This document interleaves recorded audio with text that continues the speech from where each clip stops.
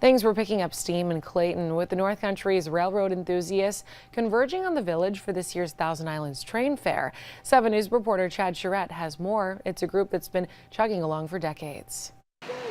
It's a group that's been chugging along for decades. Their latest stop, Ciro Recreation Park Arena.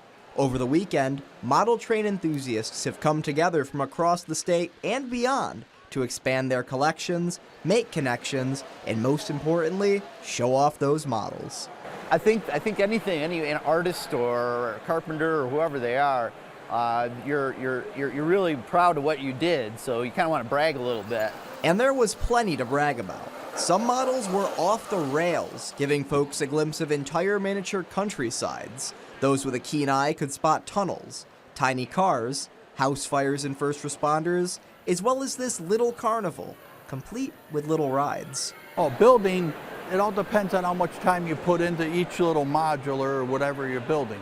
Sometimes it takes a month, sometimes how much time you put in at night or your free time. Everyone there had a story to tell. Take Dale Flitcroft. His love of model trains stems from his love of larger locomotives. He worked on the railroad for years, and retirement hasn't derailed his enthusiasm. It was a good job, it was a fun job, You traveled a lot, you never were home. 13-year-old Andrew Kazmarek comes from a family of railroad workers, and he's become quite the model train enthusiast himself, especially when it comes to craftsmanship. He hopes to see the hobby gain traction among folks his age.